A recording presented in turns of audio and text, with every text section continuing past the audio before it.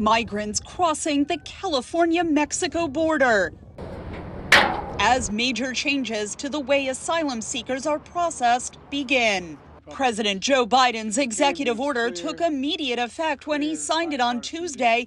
It shuts down the asylum process for undocumented immigrants once border apprehensions reach an average of 2,500 per day. What this does is it is an attempt to limit crossings irregularly between ports of entry and encourage people to make use of some of the lawful pathways that currently exist. On Capitol Hill, congressional Republicans say Biden's executive action does not address the problem. It was 126 days ago today that Joe Biden said, quote, "I've done all I can do."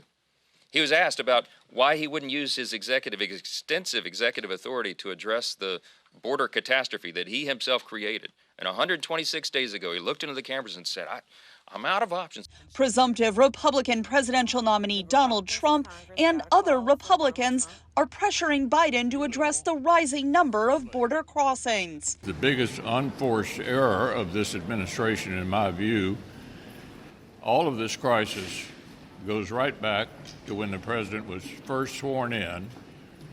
The policies he pursued created the crisis at the border, and it will not be solved by any executive step that he takes. But Democrats argued the executive order issued was necessary after Republicans refused to vote for a bipartisan border agreement earlier this year. Republicans initially said this is a very strong, good bill, and then they turned around 180 degrees when Donald Trump was very explicit. He wanted the bill to fail to create chaos at the borders. Our preference is to have the Republicans join with us. In the U.S. border state of Arizona, community organizers are frustrated U.S. lawmakers haven't reached an agreement on immigration.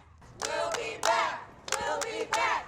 We'll be back. Arizona's U.S. Senator Mark Kelly said Biden's executive order addresses some of the problems. It's also a situation that's been unsafe for migrants, it's been unsafe for Border Patrol agents, for CBP officers, and it's been unsafe for people who live in these communities. Now, today, the president is going to announce what is a very good step forward in solving the border security part of this situation.